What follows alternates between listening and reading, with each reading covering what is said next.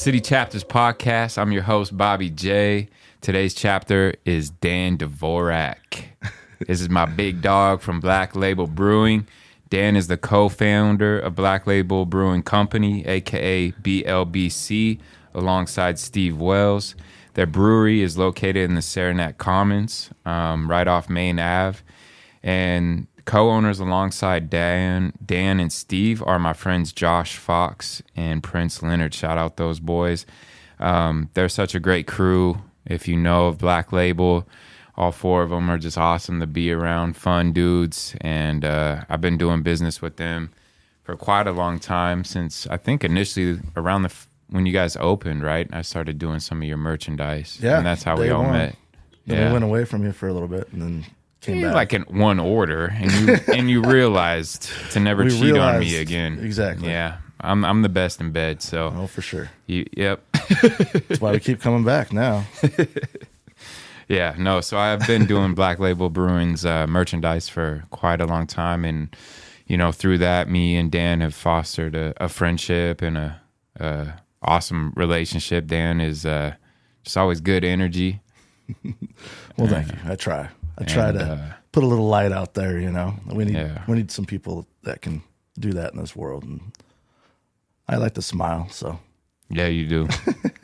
Yeah, you got an infectious laugh and energy, and like I said, always being around you is good energy. So I know I'm always gonna smile when I see back at you, buddy. When I see Dan. Yeah.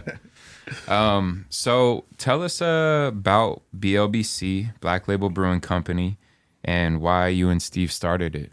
Yeah, no, Black Label started in Steve's garage, like a million other stories you probably heard as brewers. But yeah, what year was that you guys kind of started it? It was probably around 2007, something like that, 2008.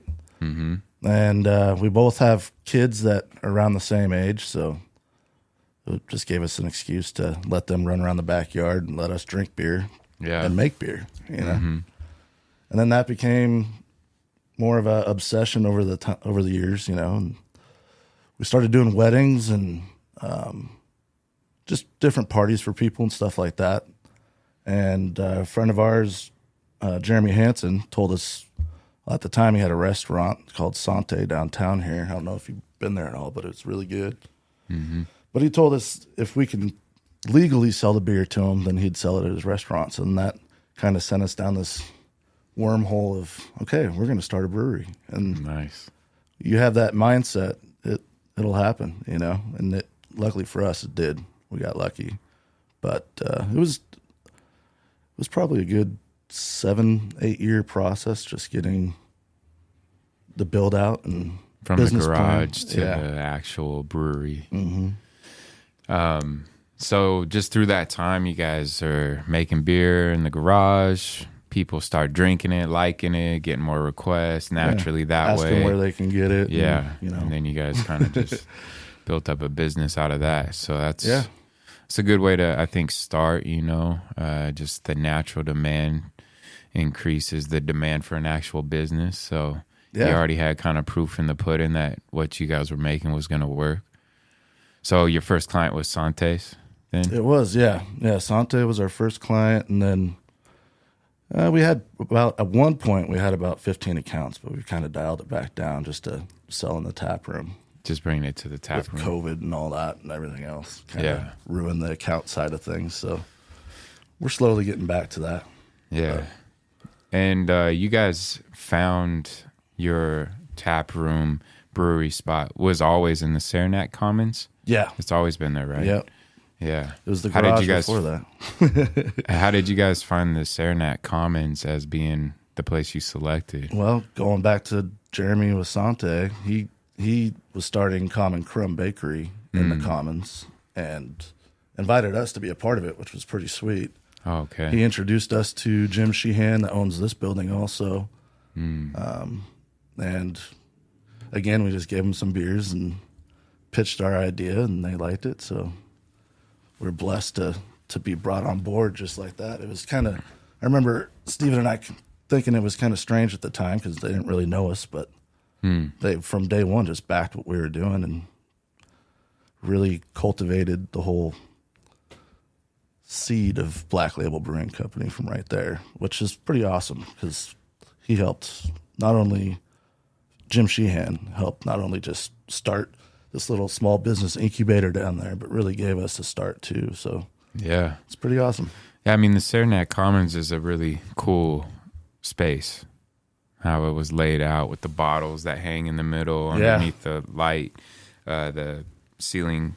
What is that window? Like window ceiling light or Skylights? skylight? Yeah, that's the word I'm looking for. Yeah. So yeah, it's just a cool area, and you guys have always been there. So as far as like probably the first time I went in there, I might have even been because of you guys in a meeting or something that we had there. I'm not quite sure. It was such a long time ago. How long have you guys been there in that building, like an official business? Since 2015. 2015. That's when we opened up the end of January. It's supposed to be September. So coming up on 9 years. Because we did the 8-year 80s party last year, right? Right. And that was like that retro 80s design. Yep. Yeah. That was pretty awesome. That was a cool design. We're going to have to do some 90s this time around. Yeah. Yeah. Got to get the Bobby creative juices flowing for that one and get us another cool design. 'Cause he did the design for the you did the design for last year's, and it turned out awesome. Yeah, that one was cool with the little retro, like Ferrari type vehicle with the Tron elements, like almost going on. Yeah, that was a fun one. So yeah, you guys are coming up on 9 years. How did you guys develop the name Black Label Brewing Company? Where does that come from? Well, that goes back to the garage days of Steven and I. At the time when we were homebrewing, we kind of thought it was an inside joke anyways, that, the macro breweries at the time were selling their beer with like a Vortex bottle or a cold activated can, or someone had I can't remember who the hell it was, Bush, or someone had a cornhole game that you can make out of the box. I don't know, stupid. Yeah. It wasn't the beer itself, so we wanted to be the anti-label, the Black Label. And that's kind of where we got that kind of, I guess, we wanted the beer to sell itself kind of a thing, and that's where Black Label came from.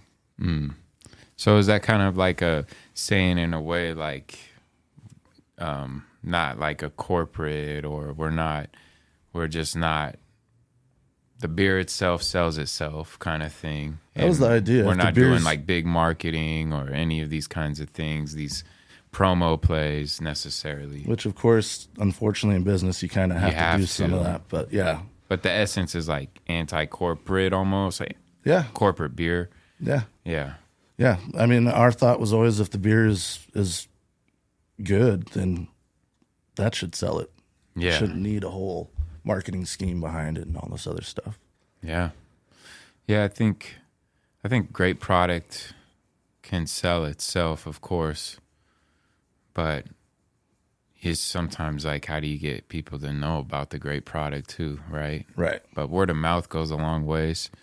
That's been kind of our number one marketing thing. I mean, before we even started Black Label, when we were starting Black Label, we did a Kickstarter campaign and raised about $18,000 on that, and that got our foot in the door also with the building over there, because then we actually had some skin in the game, we had some money behind it. Yeah. And that was awesome, because that was a huge platform, and we had people from all over the world donating money to us starting a brewery, which was pretty cool. Yeah, people that'll never get the chance to check it out, or even probably taste your beer. Yep. So and also, I mean, the community here is huge. We've got lots of family and friends that have backed us up since day one. So word of mouth is huge. Yeah. Yeah, I think that's how I always tell people about you guys when I get the opportunity. If somebody's talking about a brewery, like, I'm like, oh, check out Black Label. They're in the Saranac Commons. And a lot of people too, like, they might not even know what the Saranac Commons are. You know what I'm saying? So it's like, oh, like, you definitely need to check out that area in general. If you love beer, get a beer at Black Label too. They got Peace Pie in there. So that's also a business that Dan and the guys from Black Label Brewing Company co-own with Isaac Hauger. How was it good? Sorry, Isaac. If that's wrong, I'm sorry. Yeah, but I was going to let that fall on Dan because we were having a debate before off camera that we weren't sure how to exactly say Isaac's name. But Isaac also is the owner of Sandoz, so those are both great joints to get some food at. So what else is in Saranac Commons right now? We got Hatch. We got Hatch, which is a coffee joint. Right, yep. And then we got Boots. Boots. And then we've got... Boots is a bakery type. It's a vegan bakery. They used to be across the street from the Saranac Commons. It was a pretty popular place, but then they had to move location, so now they're in the Saranac Commons. Yep. And then Aphora. That's the flower shop. Yeah. Yeah. Yeah. Yep. So if you need flower decorations for your wedding or just whatever, that's a great place to go as well. Yep. Yeah, it's kind of a cool little indoor market space. We all feed off each other, even though, Black Label and Peace Pie are attached. We wanted to try to make it seem like it's all separate still, But I think they seem separate to me. Like only if you internally knew that you guys are co-owners of each, like you wouldn't know that because they're literally separated by the hallway and stuff. Yeah. So.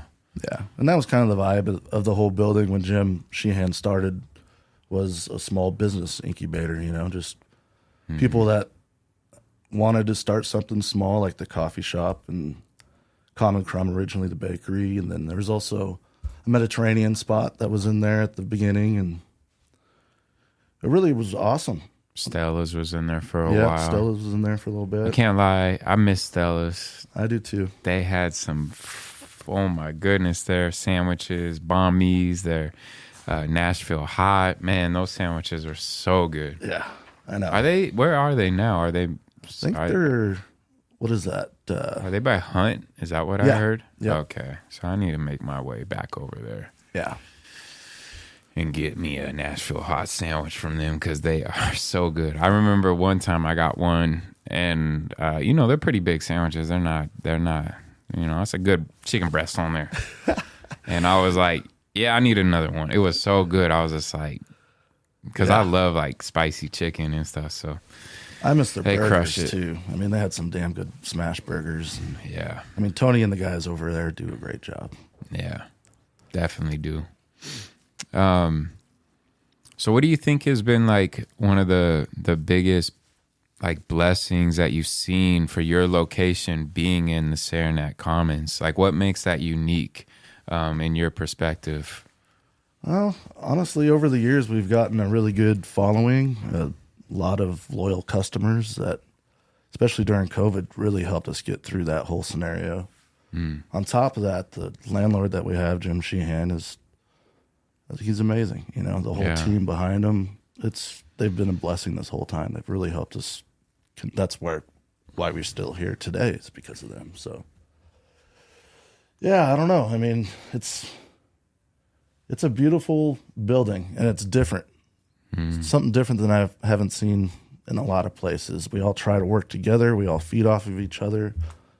We all keep an eye out for each other, too. Unfortunately, we're downtown, so there's sometimes some dudes put locks on the bathrooms recently. Put locks on the bathrooms, unfortunately. Yeah, I went back there the other day.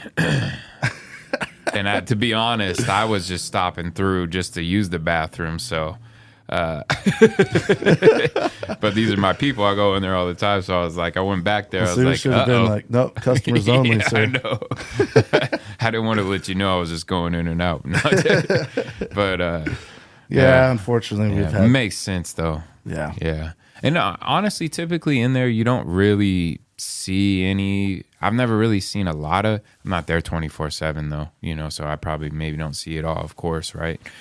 But usually it's pretty good vibes in there. You know what I mean? Well, it's a family atmosphere, we try to keep it that way. And unfortunately, we had people in the bathroom using drugs. And then, when we got kids that are going to the restrooms too, we need to make sure that doesn't happen. For sure. definitely. Unfortunately, it's something I've been fighting for a while, having locks on the restrooms, but Yeah. it's a necessity, unfortunately, nowadays. Yeah, inevitable. But, yeah. Well, yeah, so Jim Sheehan, Yep. and he owns a lot of these buildings on Main Ave here. He owns the Saranac Commons, the Saranac building, and then this building, and then the main market across the street. Okay, nice. Yeah, and he, since day one has welcomed us into the whole Saranac family. It's been really awesome. Yeah, Yeah. sounds like a great guy. I don't think I've ever met him, I don't believe, but You've probably seen him walking around. I'm sure. But, Yeah. That's cool. Yeah. Well, thank you, Jim Sheehan, for everything you do on this block, for all Yes. these businesses. So, did you start brewing beer before you knew Steve? Or was it like you and Steve decided to get into this together kind of situation? Steve, actually, he got a homebrew kit from Jim's Homebrew over on Division for Christmas or his birthday. I can't remember what it was, but he brewed his first batch of beer. And then he called me up to see if I'd help him bottle it. I had just moved back to town from the Tri-Cities, and I was like, shit, you brew your own beer? That's awesome. Yeah, I'll come help you. And then after that one time helping him do that, then we just started brewing together after that. He started brewing before me, though. Yeah. Yeah. Nice. Yeah. Just a couple of dudes sitting in a garage smoking and drinking. Did you ever dream about brewing your own beer before he called you to come help? Yeah, I had actually, I don't know if you remember those like Mr. Beer kits. I think I do It's like this vaguely. plastic keg Yeah, that just you put a pre-mixed thing in, then dump a bag of yeast in it and let it sit. right. I always wanted one of those, but I never got one. Yeah. Yeah. But yeah, I mean, I've been a connoisseur of beer for quite a while. So making it, I love to see how things are made, always have. So Okay. yeah, it's something that kind of gets the creative juices flowing. I get to play with recipes. I've never been a cook, but before brewing, I loved barbecuing. So it kind of was an easy transition into brewing, just for something to research and kind of like a hobby idea, And then it just became an obsession for Steven and I. Just changing the system out, going from a 5-gallon system to 15-gallon system, from extracts, which we did a couple batches just because we didn't know what we were doing, to all grain brewing, which opens a whole world of ingredients and anything, lots of opportunities to play around. But yeah, no, it's brewing. It's been something kind of stress relieving in a way. It's cool to see something start from the very beginning and then a raw form of just these 4 ingredients and then some time and love, and then it becomes this thing that people enjoy and socialize. What are the main 4 ingredients? You got barley, you got water, yeast, and hops. Hops. Okay. But you can make beer out of lots of different grain, but Right. typically it's barley. So you said extract to whole grain or full, All grain. All grain. Yeah. So what is extract? What is that?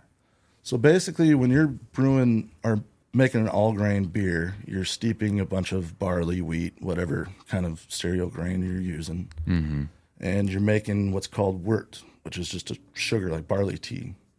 Now, if you're using extract, that extract is a condensed version of wort.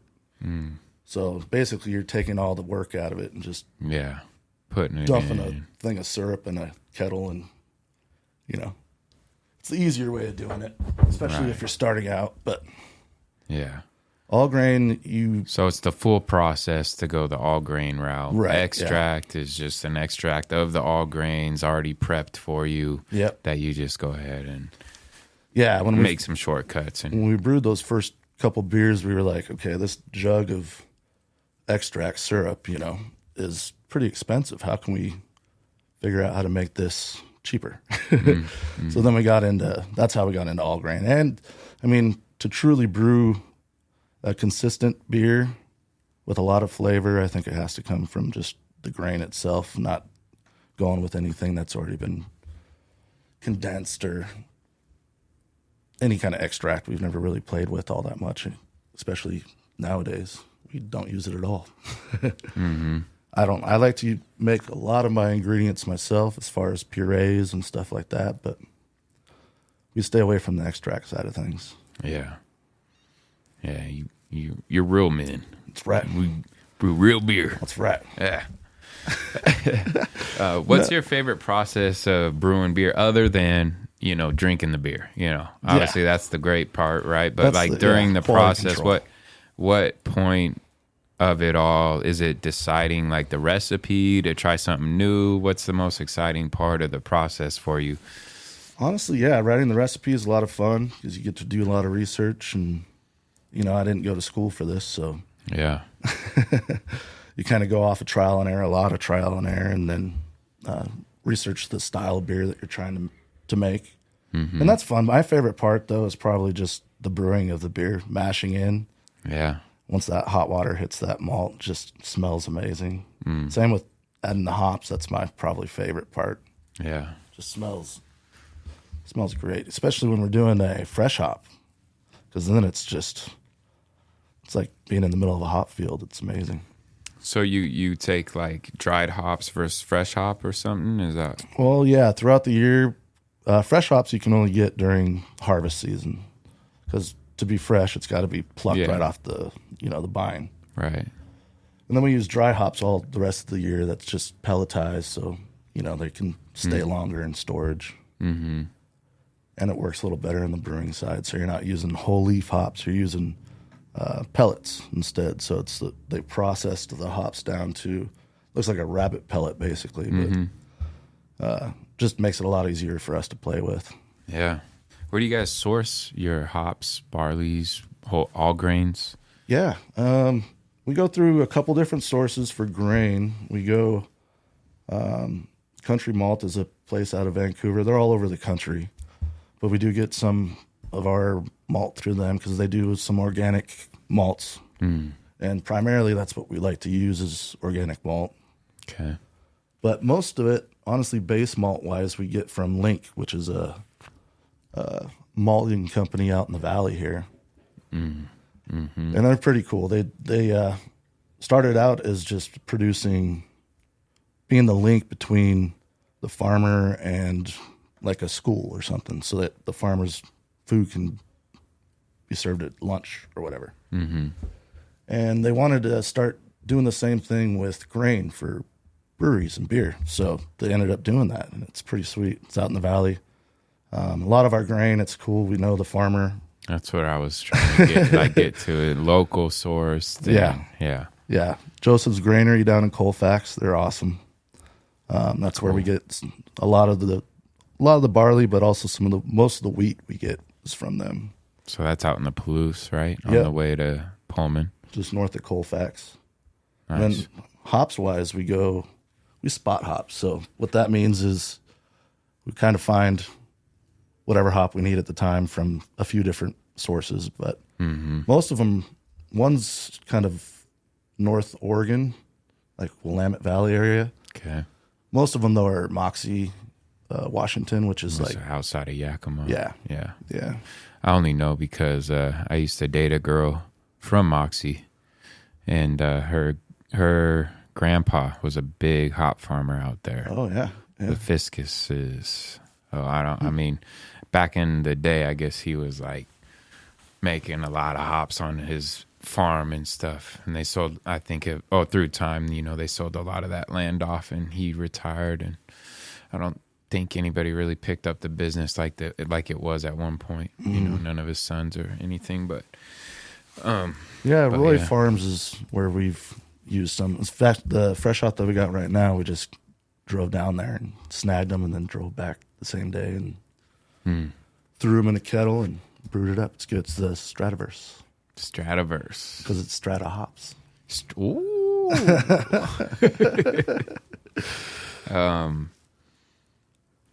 So how long did it take you to feel that you are like a master brewer? How long of a time, and maybe you don't feel that way yet, but that process like of starting off, putting in your time, your effort, how long did it take you to feel like I like the beer that I'm producing? Did that take some time? I mean, what? Well, trust me, when you start out brewing beer, you start making a lot of crappy beer. Okay. Right.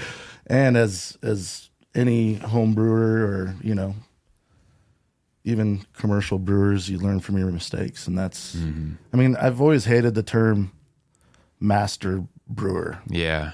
That's why I was like, I don't know. I'm never going to master that. Right. And the day that I think I do, then I'm just going to hang up what I'm doing, and I've lost the passion in it. And there's always something to learn. I mean, brewing's a craft that just evolves over time, and ingredient wise, a lot of different technique wise. So different processes and I mean, as far as like when I started enjoying my beer, it didn't take too long. You know, that was the garage days. Just especially with the same recipe, start tweaking recipes, and nowadays I'm not a master brewer, but I'm a confident brewer. Confident, yeah. That's where I was more trying to get to. I didn't have that question right now. I was just freeing it. So, but like what I'm thinking is, there's the 10,000 hour rule, right, to become a master at anything. I know you've put in your 10,000 hours over the 9 years of brewing. A lot of times when I see you at the brewery, you're back brewing something, and it's just about putting your time in. And that's kind of where I was trying to get to. You start off, and like when I started off in clothing, like the first t-shirts that I made and selected and the processes that I used are completely different than my standards now. And the t-shirts that I select or even offer clients, it takes a long time to like actually, I think, start producing something of high quality. You just don't know because you're inexperienced in the beginning. Most people, you just can't start off that way. You got to earn it. You got to work through it. You got to put in your hours. And it's just like, even for me, sometimes like when I look at certain products that I put out a few years ago or whatever, it's just like, I want to do that now, right? And so like, even though at the time I was happy with the product, but that evolution, like you said, keeps going. It's like, okay, that's where I was then, and that was good, and I was happy with it then, but now I'm here, and what I did back then isn't the same quality or meets the same standards of where I'm at now. For sure. So it's like, to say, like you said, I like that. I don't think I would ever say I'm a master at anything, because there's always room for growth and everything. If somebody acknowledges you at being a master, like that's different, but self-proclaimed, I think you got to be careful. And that's always, like with the brewer, I mean, brewmaster is, it's a term that's used often. Used a lot. So, And that typically, a brewmaster is just like the head brewer at a brewery, right? Typically, right? Yeah. And I was thinking, of the word master the other day, and like, is that word going to be somehow strained out of our language eventually because of how woke our society is getting, right? I was thinking of like master bedroom the other day, and I'm like, that's racist, yo. That's saying that this room was the master and the other rooms are for the slaves. You know what I'm saying? Like, never thought about it like that. I never had either. But I'm like, that's where it's got to come from. The master's bedroom. It's the best, nicest one in the house. Slave quarters are these other little rooms. You know what I'm saying? Like, when are we going to acknowledge this? You know what I'm saying? Like, and it doesn't, like, to me, I'm not on that woke shit like that, but it's just funny. It hit me the other day because I don't know why. That's where we're at in the society nowadays. It's funny. Yeah. I mean, it's just, anyway, that's just a side jump, but, So technically, though, you are the master brewer at Black Label. I am the head brewer at Black Label, yeah. And are you also the only brewer there? Well, no, I mean, Josh brews Does beer Josh too. get down too? He's now my assistant, so he's learning. He's But your can little I peon. just go like brew this? Yeah, no, not yeah. yet. But he's learning. He's getting there. Yeah. I've seen him back there doing stuff, but I didn't know if that was actually part of the brewing process or what that's a lot of the brewing process. Is what he's doing is a lot of it is the cellaring side, so kegging off tanks, cleaning, sanitizing. That's a huge part of brewing. Huge part, yeah. So yeah, unfortunately, he's doing the stuff that I don't like to do all that much, but that's how you grow. That's how you earn it, right? And grow and learn and yeah, and he's learning, picking it up a lot. So. And he has fun too, you can tell. So that's the main thing, is to see that love of brewing in someone's face. You can see it. Yeah. What's your do you have a favorite style of beer that you like to brew? Like currently? Maybe it's just currently that you have, or I mean, to brew, I love brewing IPAs just because they are fun. You got a lot of hops and a lot of different hop additions. Smells great. My favorite beer to produce is more on the maltier end of things, like our Scotch ale, which is my favorite. Those are my favorites. Yeah. We got a Marzen coming out too, which is like an amber lager that's really good too. And damn. I think those I enjoy writing those recipes and seeing them turn out because I enjoy drinking them so much. I have to do a little taste. I'm not drinking currently, but when I was drinking, trust me, I had some good times at Black Label. Maybe a little too good, but it's never too good. Yeah, Dan's looked out for me a few times. Your boy likes to drink. His those beers at Black Label, they'll smack you. They will get you by the boo-boo. They got little biters in them. What do you think makes Black Label's beer special or different from different breweries in the area? Honestly, I think it's the ingredients that we use, mainly the malt side of things. Mm-hmm. All of our base malt is organic for the most part. Okay. The stuff we get from Link isn't organic, like certified organic, but it's grown with organic practices. So they're not using local at least. Yeah, right? So. Yeah. And we know that they're not putting all these pesticides and crap in the malt, that with a lot of the cheaper price grain that you can make good tasting beer out of, all that stuff's in it because it's been mass produced and the price is cheaper, and Mm-hmm. So I think that's what kind of sets us apart from anyone else, because I don't think anyone's spending the kind of money on ingredients that we do. Unfortunately for us, that kind of hurts the side of having accounts, because our product your margins costs more. High costs more to make, so we have to pretty much sell everything through the tap room, which is fine. That's kind of what we planned since day one, but just to kind of pay for that higher cost of grain. But I'd say that, and then we still kind of attack brewing with a homebrewer's mindset too. We're small enough to where we can still play. We're not tied down. We are tied down to a few recipes. I mean, well, a handful of recipes that we always are brewing, but those are your crowd favorites, or like the Scotch or the blonde, or what are your top four? Well, in order, top 1, 2, 3, 4.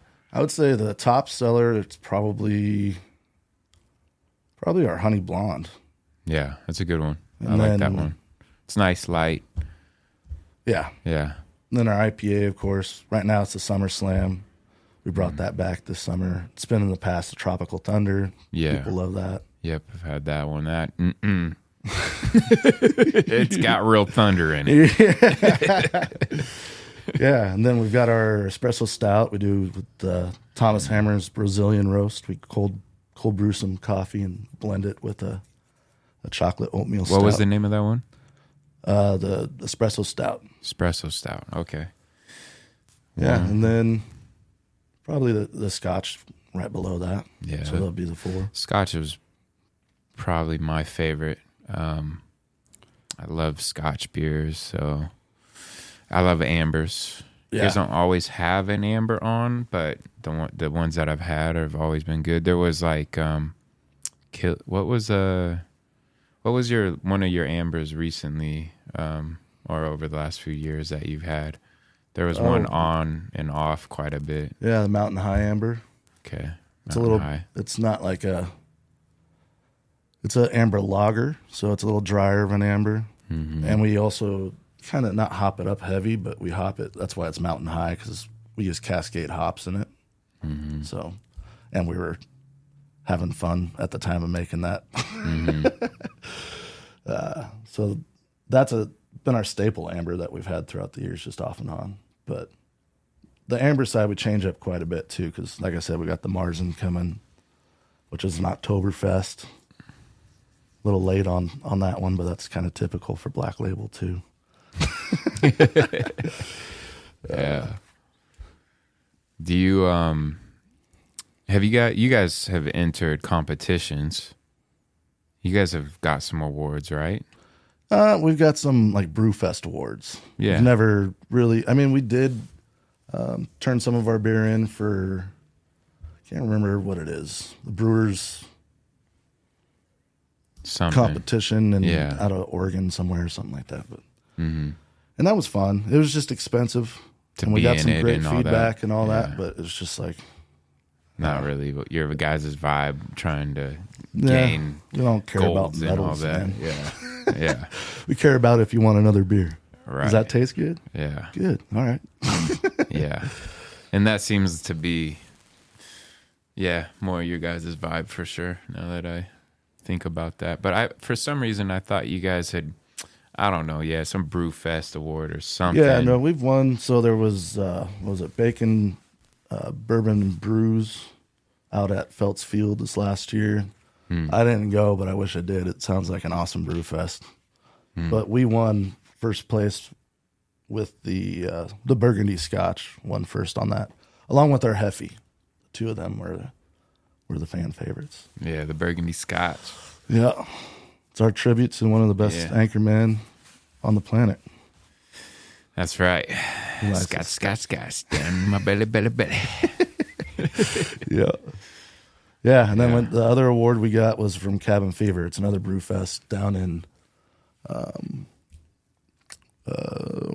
what is it, Palouse, down in town Palouse, which is, kind of by Pullman, out in the middle of, farm country. But it's cool because it's in the middle of winter and it's outdoors, so it's cold as shit.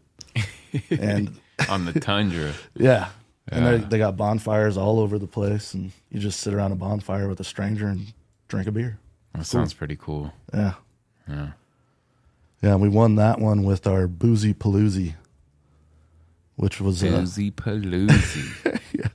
yeah, it was That's a good name. like a Imperial Heffy with a lot of orange and some mango going on in it.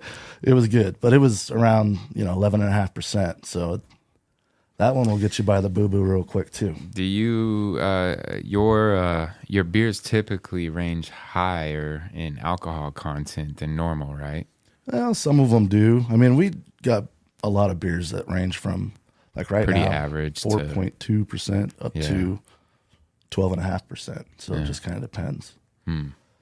But yeah, I mean, our IPA, our typical IPA, it's around 6.5%, 7%.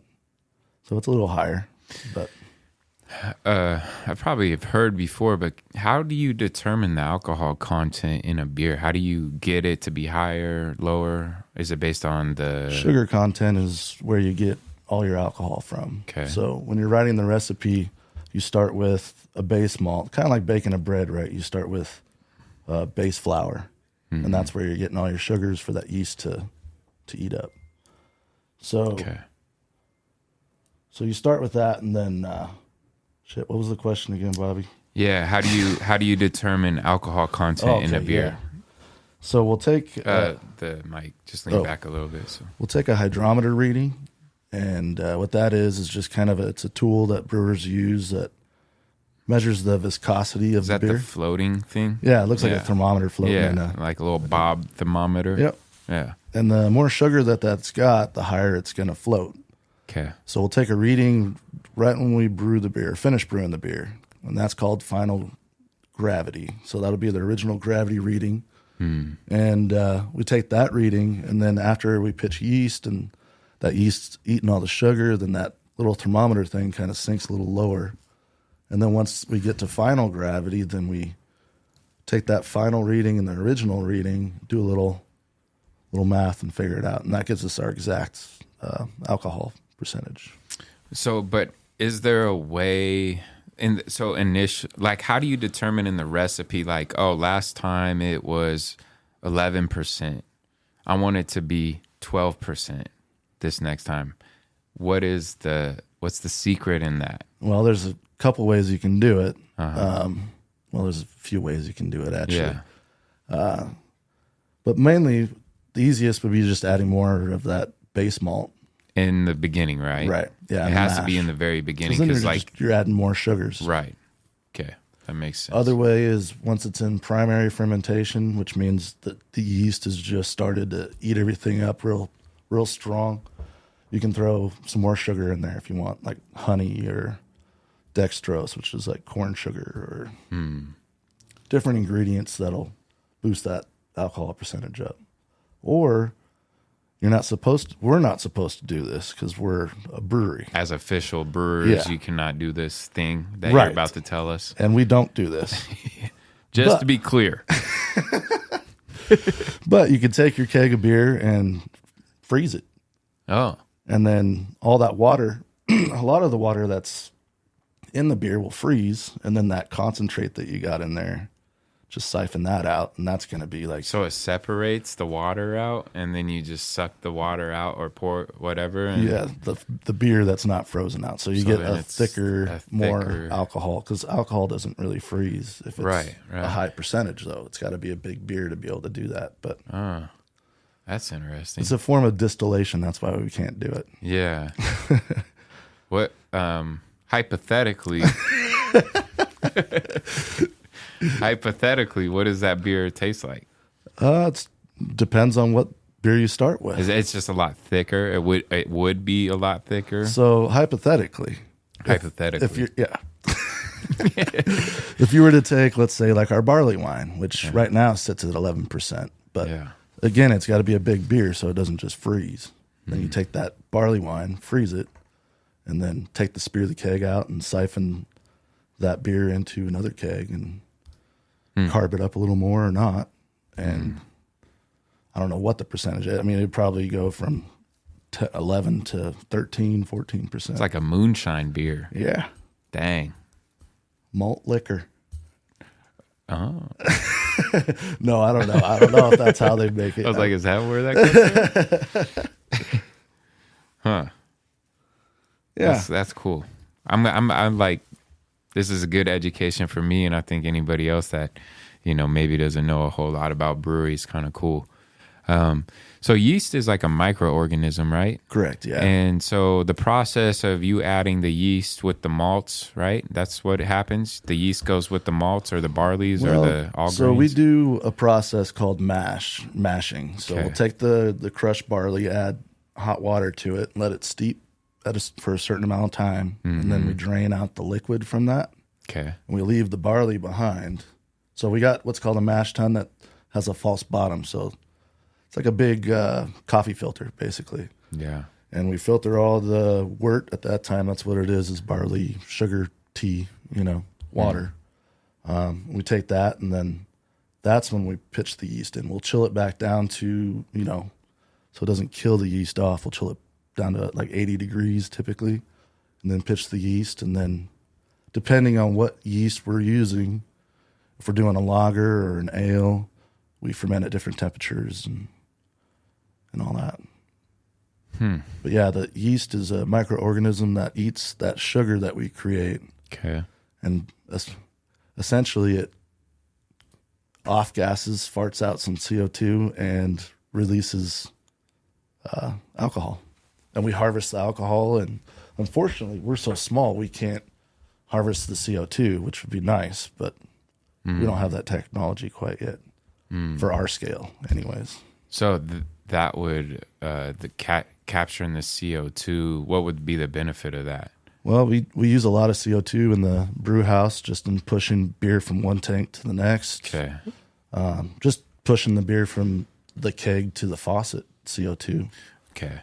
So you could basically use that yourself from what your brewing system creates, right, and not have to buy CO2. Exactly. Yeah.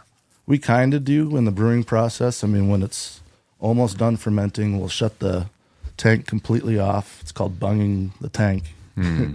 And so that kind of recaptures the CO2 that it's making before you get down the road on the...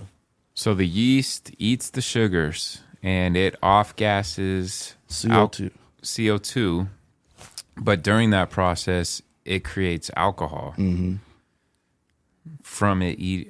That's crazy. Yeah. So where does yeast come from, though?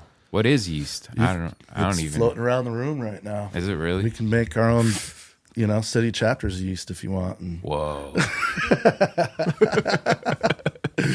Let's do it, man. Let's get us. Oh, I don't even drink alcohol. Maybe once I fall off the wagon, we could do that. Yeah. No, I mean, it's floating everywhere. We buy it though. Yeah. Just so okay.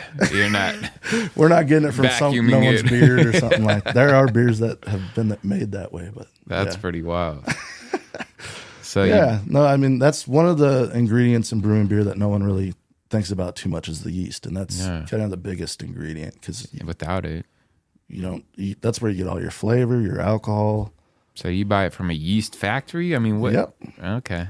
All right. So there's people out there just selling yeast, sucking molecules out of the air and farming yeast. I don't know how they do it. Well, I've heard some of these not yeast farms, but yeast companies. They'll get their starters from big breweries like Budweiser for a flagship kind of Pilsner yeast. Right. Other London ale from overseas. I don't know. They get a sample and then they propagate it up from that, and then that's when we get it. But we also use our yeast. It depends on. So we get dry and wet yeast. What? Oh, so wet yeast is liquid yeast. And dry yeast is dry, but dry you can't reuse. So that's one thing we do is recapture yeast to save on money and reuse. We can reuse yeast. Some breweries use one pitch of yeast for a whole year just on the really? Same. Yeah. What? Some breweries. That's great. The liquid yeast you can do that with. Dry yeast you cannot. Dry yeast, they don't recommend it. We can only go like 4 to 5 generations. How do you reclaim the yeast? Your face is awesome. It's like I'm bewildered right now. I didn't even know there were such things, man. Yeah. Right. No, ours we're pretty primitive. We do it by just drawing some yeast out the bottom of the tank and just then dumping it right into.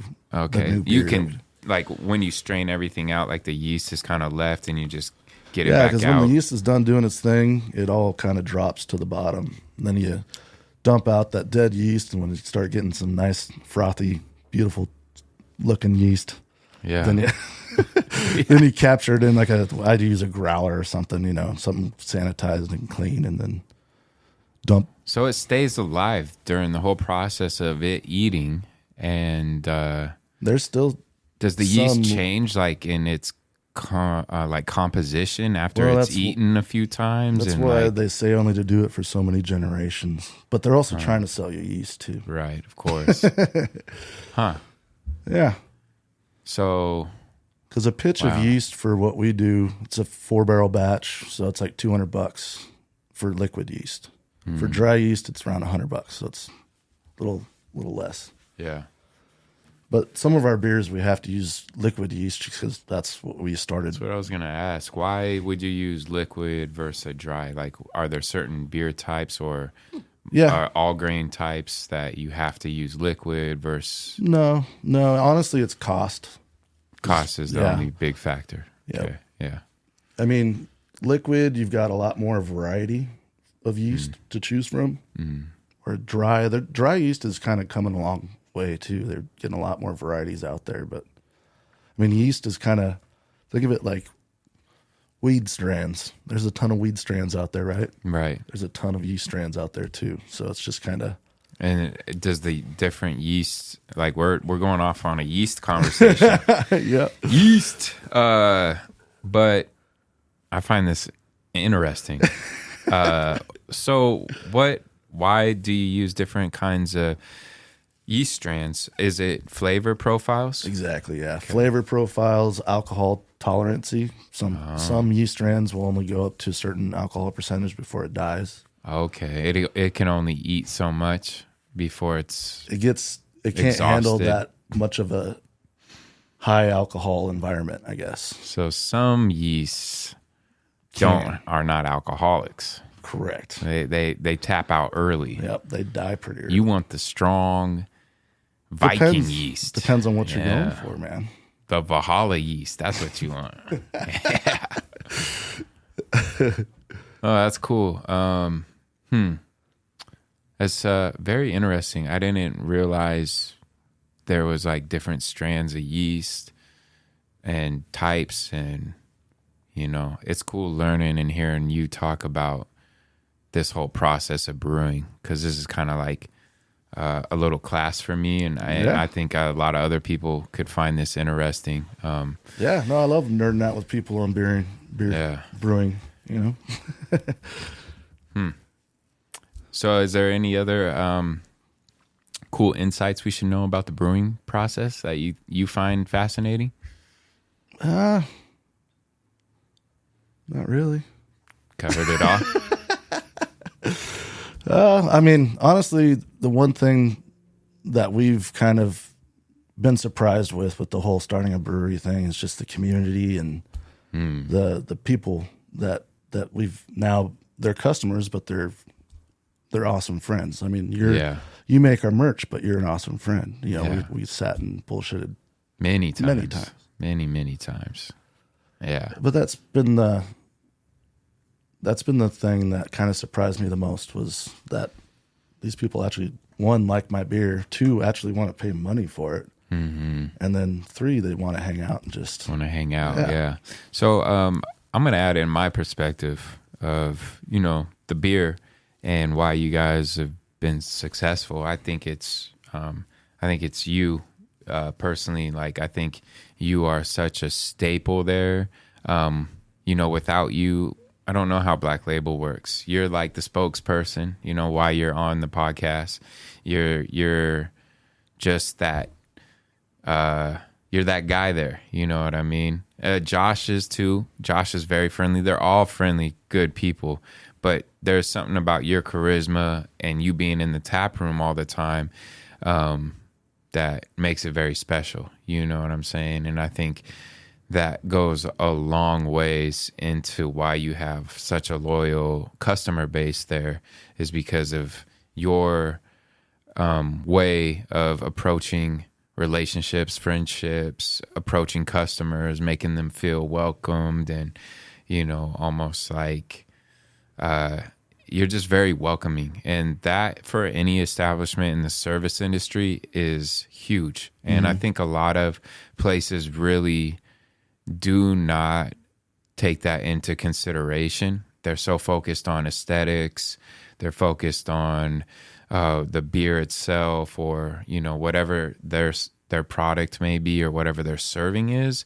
And it feels like a lot of times people are missing that element, or don't, maybe some people just don't have that energy to give, or like you do. But from the top down, you're that guy that makes people feel very welcomed in Black Label. You're always there sitting or back and forth between talking with people that come in, and so many people by name there. And I think for me, that's one thing that I see about Black Label that makes it very special, is your involvement and the way you handle relationships with customers there.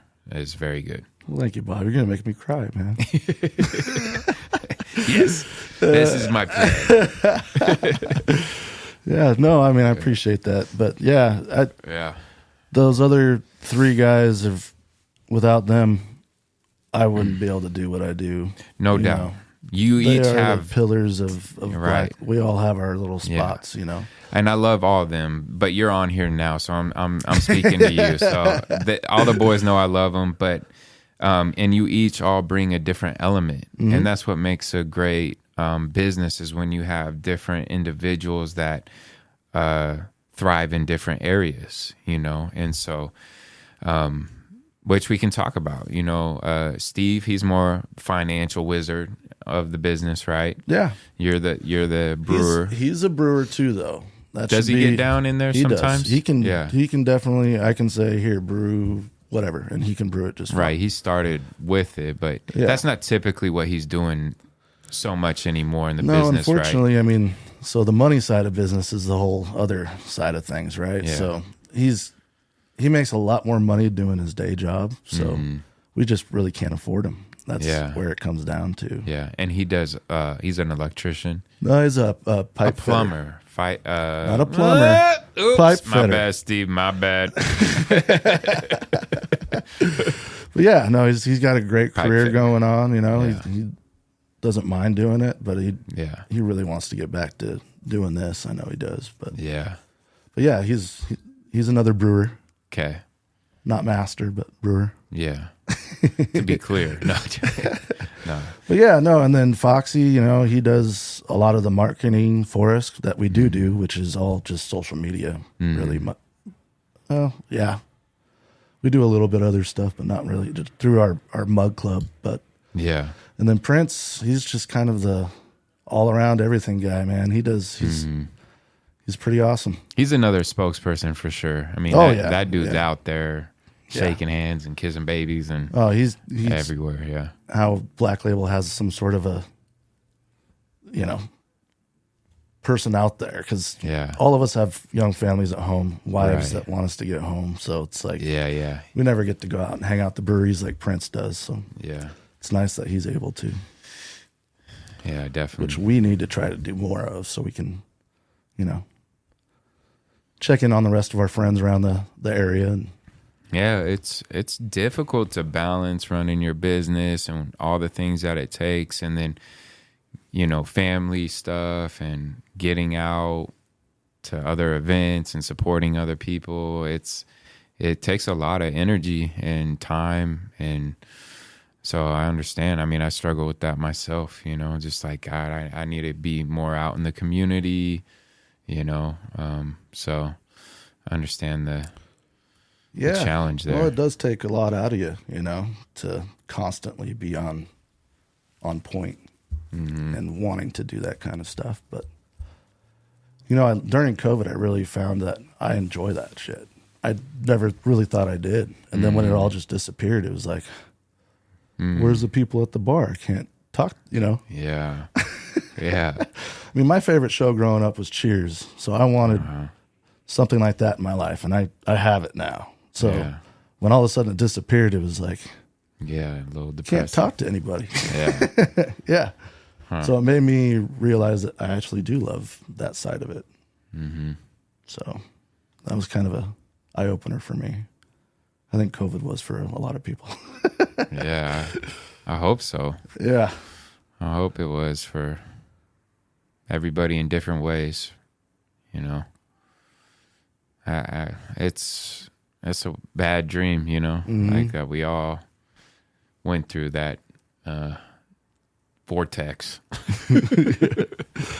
Yeah, it's good to be on the other side, and you know, hopefully we can stay on that other side and, you know, continue on with normal activities, being able to communicate and hang out with people, being number one, you know, like that's how we've done everything that we've done as humans. Without that, I mean, you take our power away. And so, Yeah. yeah.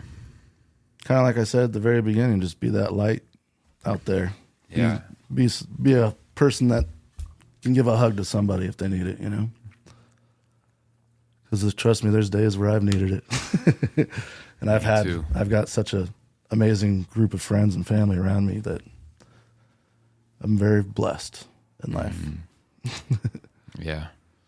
Yeah, I think trying to be that light, if you can find it within yourself, if you can have that awareness, you know, and foster that energy to pick yourself up and just decide, like, I'm going to, you know, show love. I'm going to try to be an inspiration to others, or maybe it's not even inspiration. It's just trying to make people feel seen, you know. I think that even just that in itself is really important, something that is easily forgotten nowadays because we all seemingly have so much things that we're trying to do and be and all of that. It's hard to think about others sometimes, it seems like, or it doesn't seem that people are very open to others a lot of times nowadays. And I get it. There's so many of us, our mind can't really compute all of it, you know, but that's where I'm saying, like, gaining that awareness to be, you know, trying to maybe make one person's day better, you know. And I've been starting to think of more of those things as I've gotten myself out of a darker place that I've been in for a while. It's just like, you know, not letting somebody's negativity bring me to a place where I would treat them negatively. And I fail at that all the time. But the point is just like, why, you know, trying to have the awareness when somebody maybe doesn't treat me well, what are they going through? And just showing them love, like, hey, I don't know what's going on, but, you know, whatever that is that you need to say to show them that, you know, I care, you know, and that can go a long ways. For sure. Yeah. And there's a lot of people out there where that would make their day, you know? Yeah. They had someone that just a complete stranger, don't know who the hell they are, but yeah, and you don't know how that maybe could save that person's life. That was something that I was thinking of the other day, is like, you know, one action like that, you don't know it could save that person's life in ways that, and I don't mean like save them from committing suicide necessarily, right? It could be that, but it could just be that act of kindness saved them from going down a road they were about to go down that would have been really dark and hard for them. Or, you know, it could save them from giving up hope on themselves. You just don't know, right? And you know, it's hard for me because I have a very aggressive nature, you know, so I react a lot of times to negativity with aggression or anger. You know, it's probably pretty common for most males, I would say, but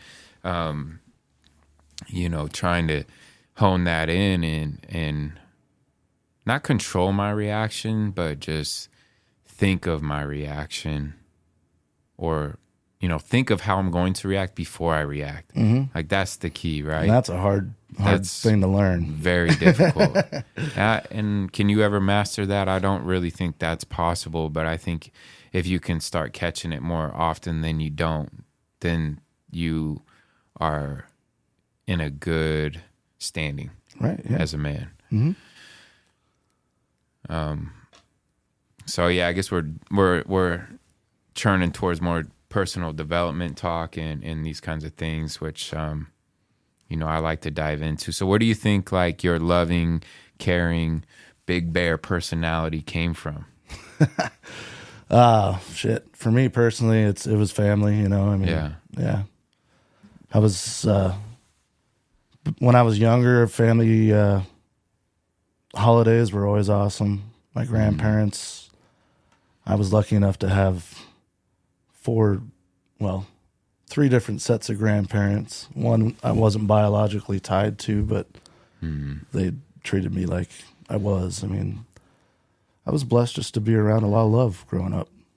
So yeah, that's good, man. I know there's a lot of people that don't get that, and I never really got to be around my grandparents. I've talked about that on here before.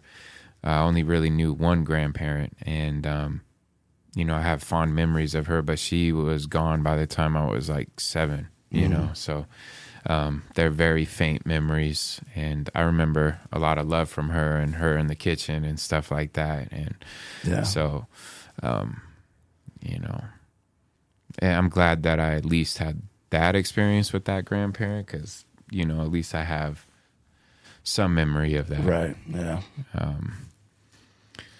So how do you carry yourself into showing good energy to others when a lot of times maybe you don't feel that way about yourself or the struggles that you're dealing in life? How do you show up with good energy? I don't know. It's weird because as soon as I walk through the brewery door, everything just goes away.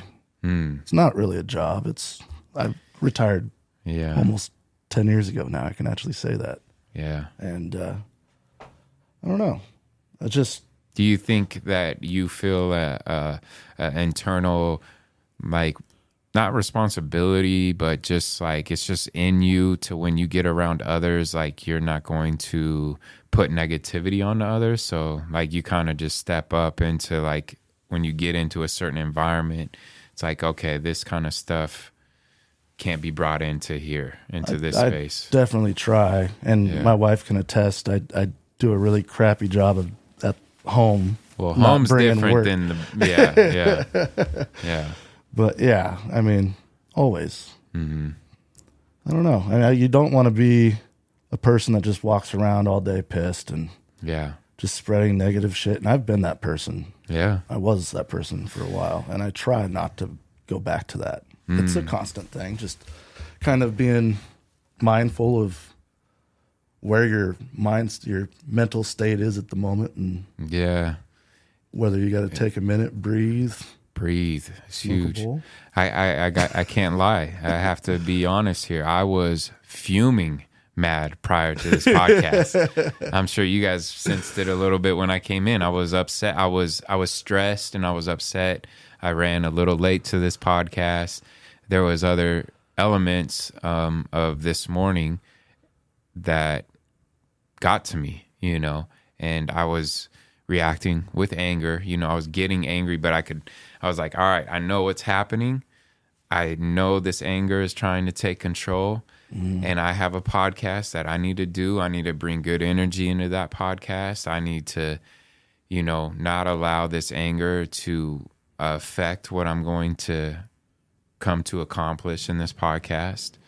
And breathing was one thing that I was just like, breathe, brother, like just breathe in, breathe out. And so catching your anger and knowing like, okay, this is where I know you want to take me, but we can't go there. So having that awareness, breath. It takes a lot of time to learn that too, and to implement it. Yeah, and to remember it. Even once you know it, you easily forget it too. Like, and so it was funny because, you know, I just could acknowledge the mind and the things it was trying to do with me feeling this anger, feeling this stress, feeling this pressure.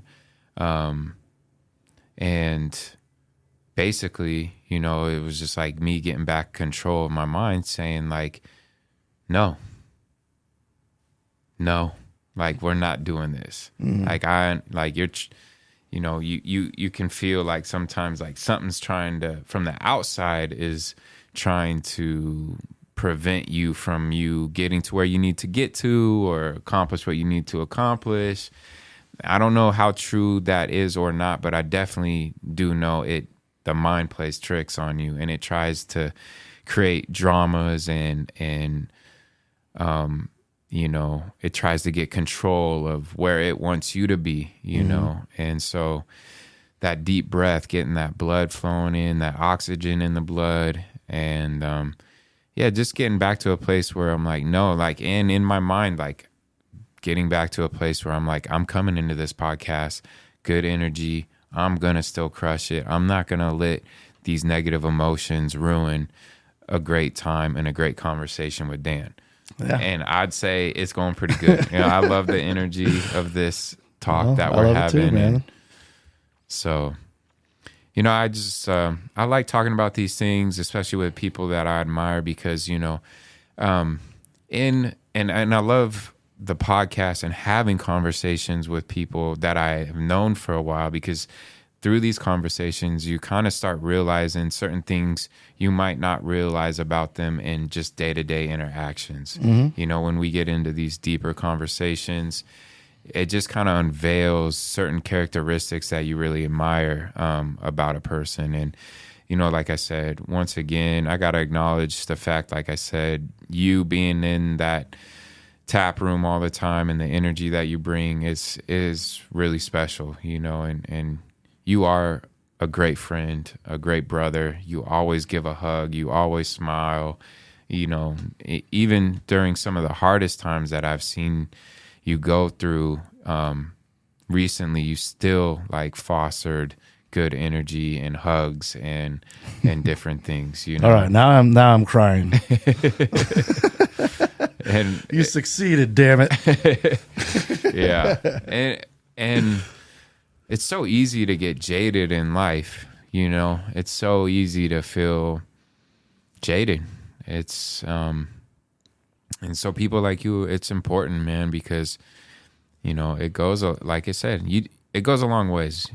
Who knows how many people you've affected just by giving them a hug and just showing them appreciation and give them some sort of time of the day. Yeah, have a little conversation, or I don't know. Yeah, try to. What is that? Do you think that is your favorite part of owning this business and this brewery, is the social aspect that you get from it? Yeah, I mean, I definitely love that part of it.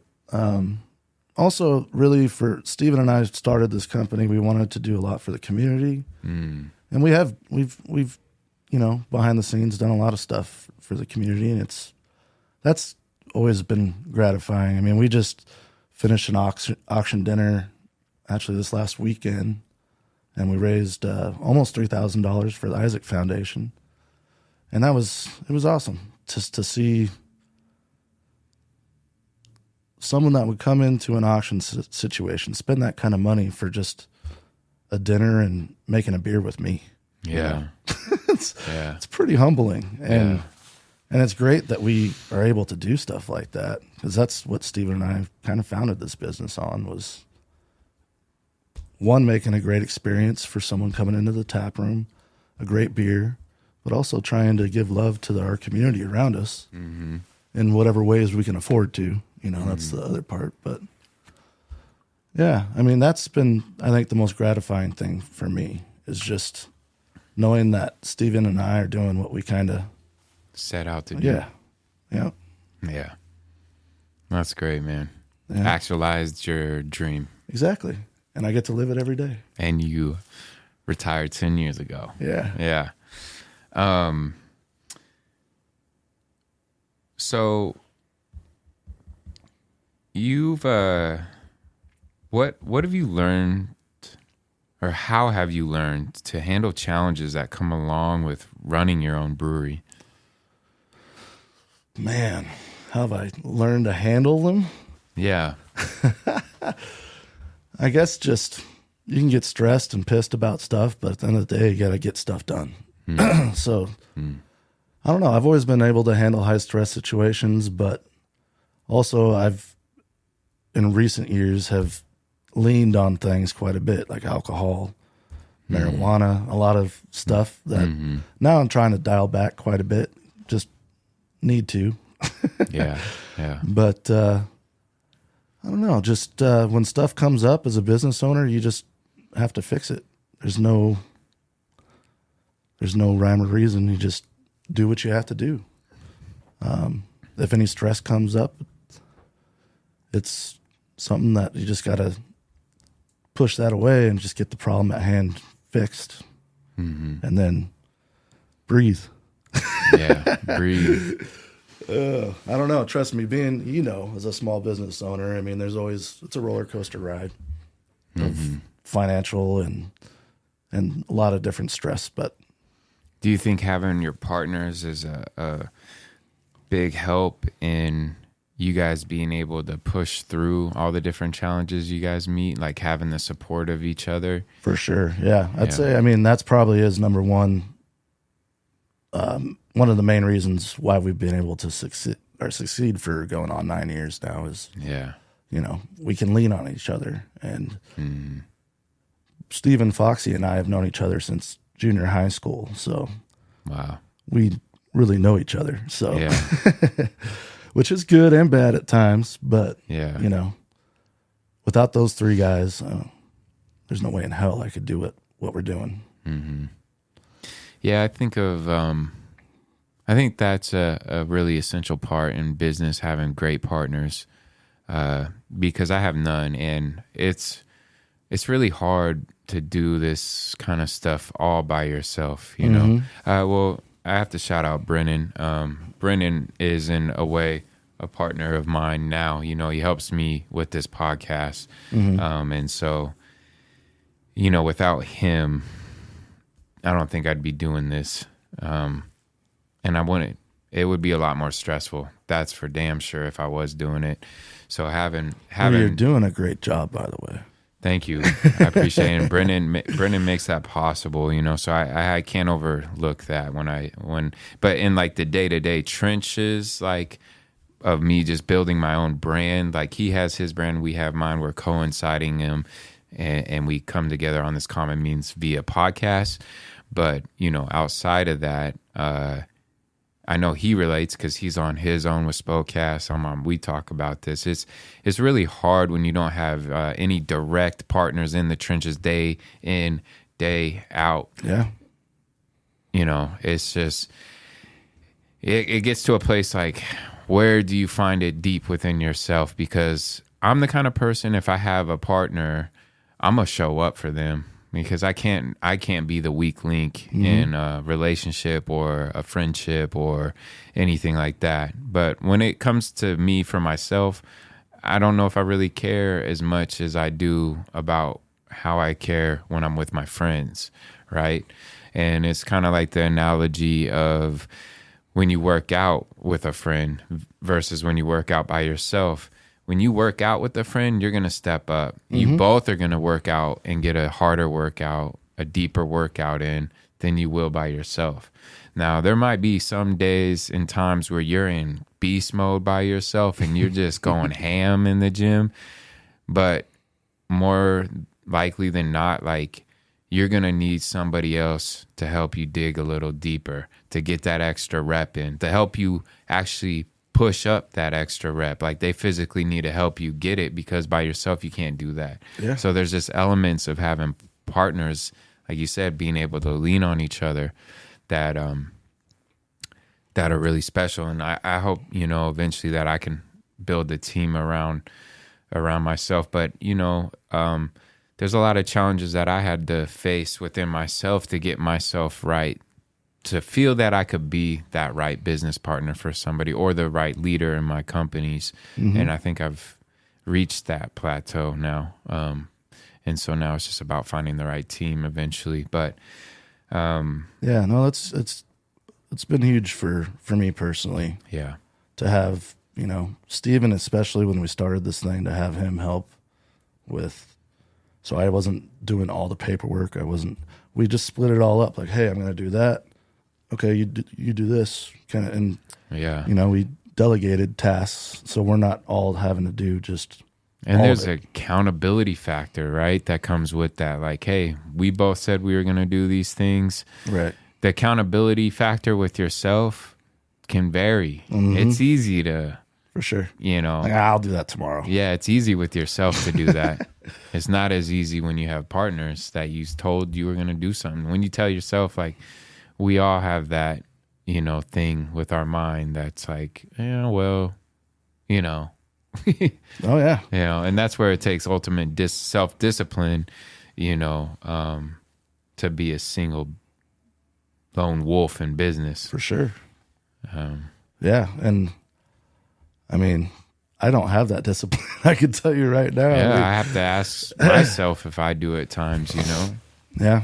I do for times and I do not for times, you know.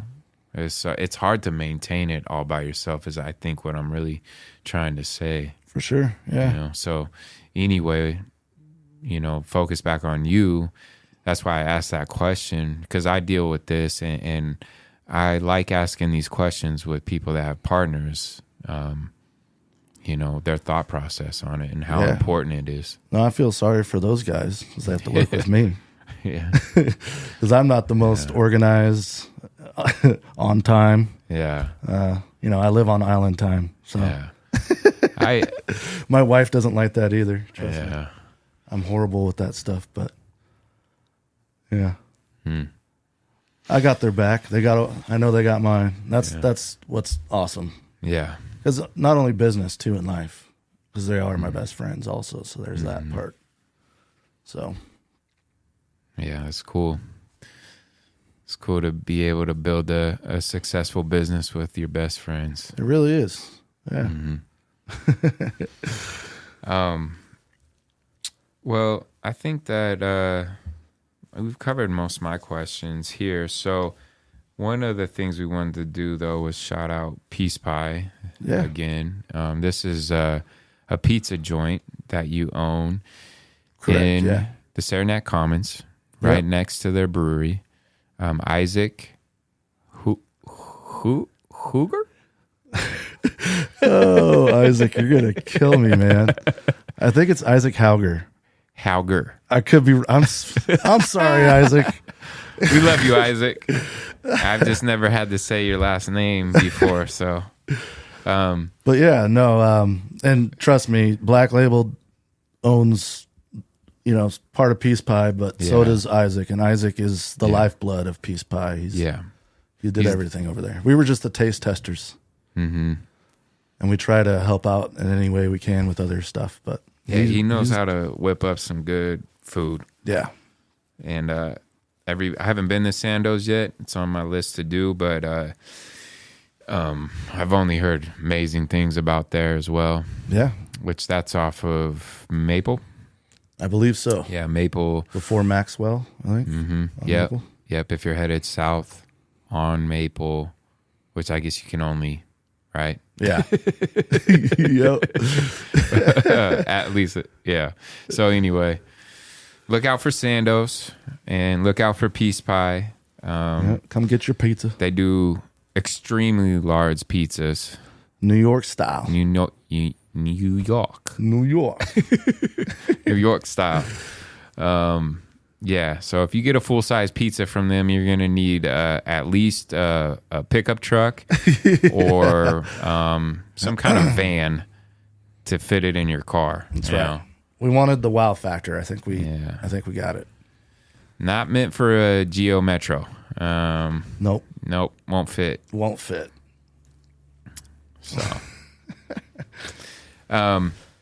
So what, you are from California originally? Correct. Yeah, I'm from the Bay Area. The Bay Area. What part of the Bay? So I was born in Hayward, but the majority of the time I lived down there was in Manteca, which is like Modesto, Stockton area. Some time in San Bruno, which is again Bay Area, but all my time down there was mainly in Manteca though. And we moved there when I was like 10. It was 93. The economy kind of took a hit, and my parents found a new job up in Spokane, so we filled the U-Haul truck up and moved up. When you were 10? Yep. What part of town did you guys move to? The first neighborhood was Garland area, which was awesome. I love that neighborhood. Garland's cool. Yeah. Garland Street is awesome. Yeah, I went to Willard Elementary for 5th grade, and then we moved that summer. So then I went to Shiloh Hills, which is like kind of north off of Magnesium and I don't know, Division kind of. It's up by the old Swack Hammers. I don't even know what the hell that's called now, but I don't even know what that is either. Yeah, well, it's up Hammers? north. Yeah. Was it a club? What was that? That was a freaking restaurant, I think, and a club. Oh. Dang. Yeah. Sounds you awesome. You missed out, Bobby. Swack Hammers? Swack Hammers. I had the Marquee. Yeah. The Marquee was cool. I hated the marquee. You did? Well, I was young. I don't like dressing up, man. Yeah. I'm a t-shirt and shorts kind of guy. Yeah. I like the marquee. I'm glad we at least had that for my young youth when I was in the bars. Because now there's like... As far as club-wise, I don't think there's really anything like that. I mean, Barachos, which is still owned by Jeremy Tang, the same guy that owned Marquee. So, thank God for him. At least he gave a little something to Spokane for nightlife for young people, I guess. Yeah. There's really not much outside of that. Well, there we go. We need to start up a nightclub, Bobby. I've always thought of it. I think it would be cool. Yeah. I think I got the I might get a profile button-up shirt for that for you. So I don't know if we need. Well, we could do dress code. I don't know. I don't know. We'll have to talk about that later. Future business plans. So, what job did your dad get in Spokane? What was your dad? It was my right? mom, actually. Oh, it was your mom. Got a job. She was working for Sears. Sears, okay. She was in draperies and floor coverings, and she did a few different things with Sears. But yeah, she transferred through them, and then my dad, he was a pest control dude, and found the same thing up here, doing working for lawn companies, spraying lawns and that kind of stuff. He was a bug guy though, for the most part, and killed all the creepy crawlers we got floating around. Yeah. He's told me some creepy stories. Crawlers. Yeah. I bet he's got some stories that. Well, yeah, I was an appliance tech too. So after we moved up here, I started doing refuse work, working for the refuse department and cleaning garbage cans. I was the master garbage cleaner. I did master that one. Yeah. Master garbager. Yeah. Huh. But then became an appliance technician, and there's a lot of, when you roll a fridge out in Pasco and you see the whole wall crawling behind it of cockroaches. No. Yeah. No. Yeah. Oh. Not so much up in Spokane, though. I did it for 5 years up in Spokane. We don't really get cockroaches in Spokane that I know of. Yeah, I never ran. I don't think the climate's right for them. Thank God. Whoosh. So, all right. So parents get new jobs up here. You finished high school in Spokane, I'm assuming. Yep. Where did you go to high school? Did you play sports? Yeah. No, I went to Shadle, played football freshman year. Played baseball also. Graduated from Shadle and never went anywhere after that. I told my dad I was taking a year break from school, and almost 30 years later, here I am. Did you have any idea what you wanted to do when you were getting out of high school? Yeah, I mean, back then, honestly, I was into woodworking. I still kind of am. I just, with kids and everything, it's kind of back burner a little bit. But I wanted to build guitars back in the day. Oh, really? Yeah. You play? Yeah. Nice. Yeah, I play. But not like... I figured I figured if you want to build guitars, you know how to play, but just... well, it kind of goes back to kind of like making beer. I love to see how things are made, and I like to make things, so... Yeah. And guitars was a huge part. Music was a huge part of my life. Growing up, getting me through a lot of hard times. My parents did end up getting a divorce, too, and in the 6th grade, so that was kind of... Oh, really? Like right after you moved up here, basically. Yeah. Well, that had to have been hard, huh? Yeah. But music, I mean, that got me through it. Just music, yeah. Listening and playing. Back then I had hair down to here. I know y'all can't. Oh, well, there's a camera, so you can't see it. Yeah. But Basically had beautiful, long, nips. curly, golden hair. It was gorgeous. Dang. That wind blowing through, I miss that so much. Man. Sounds nice. Yeah. I don't know where I was going with that. I miss my hair, apparently. Yeah. Curly locks, huh? Yeah. Yeah. That was a different time, huh? Yeah. Had to fight the ladies off constantly. Yeah, I bet. Those golden locks with curls, man. That's right. That'll do it. Yeah. And the smile, Game over. Game over. So what'd you do after high school? Well, I started working for the refuse department. And I was a swamper, so I was the dude hanging on the back of the truck, helping the driver out. And then got injured. I was playing football and tore something in my foot, so they put me on light duty, which was cleaning garbage cans. Yeah. And funny story, Steven worked with me too. Really? Yeah. And usually when you get demoted down to washing garbage cans, you've done something wrong. I hurt myself. Steven did something different. Yeah.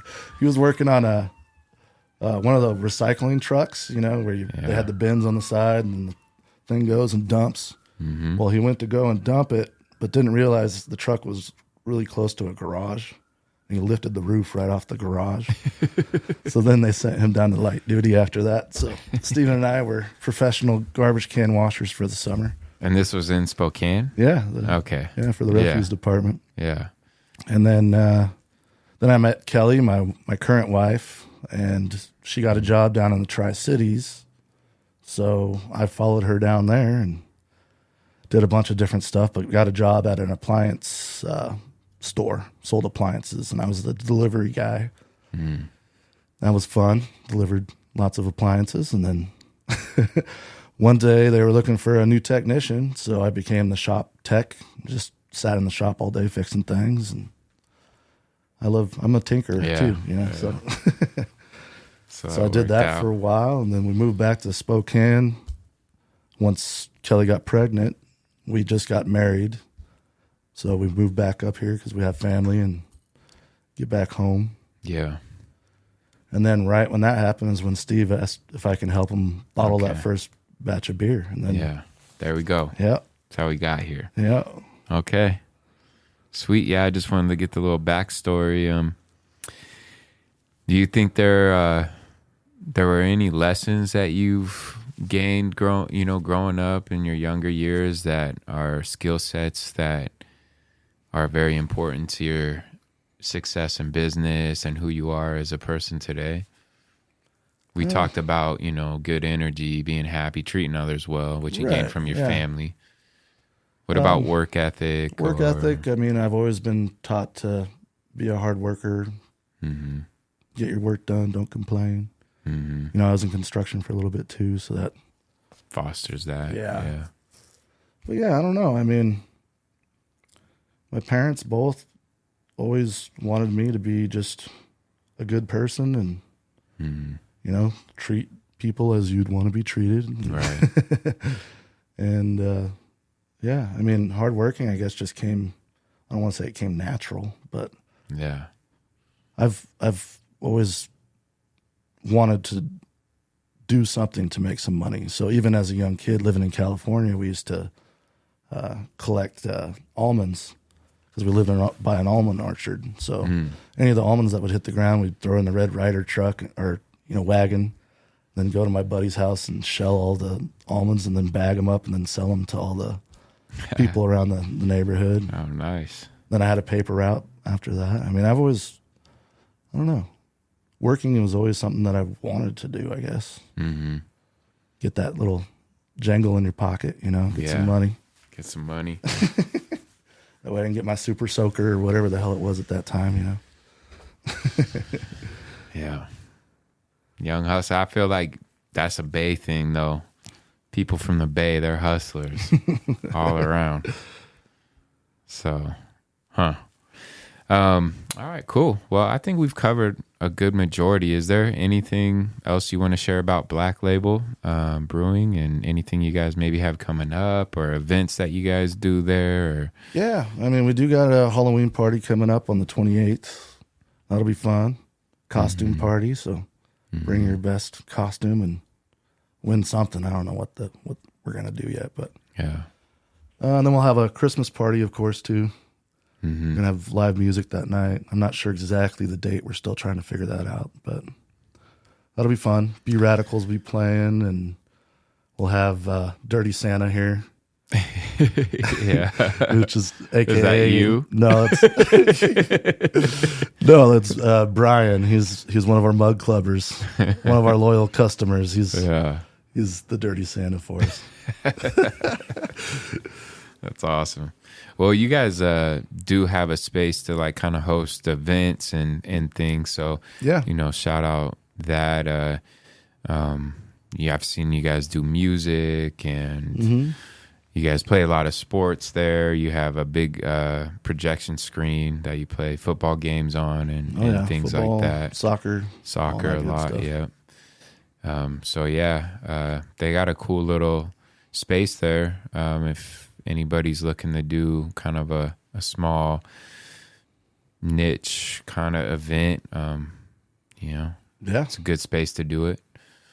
Good beer, good pizza, coffee. I think the coffee shop closes a little earlier, so for events maybe they won't be open, but Boots is open pretty much the same hours as we are, I believe. yeah, I noticed they stay open late.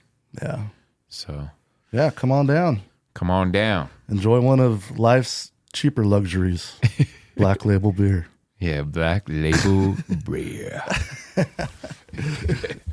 All right, we'll close it up. All right, man. Well, All right. Thanks for having me. Yeah, dude, thank you for coming on.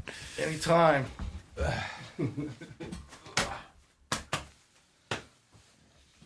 All right. That chapter was Dan Dvorak. I'm your host, Bobby J, in the City Chapters Podcast. See you. Yeah.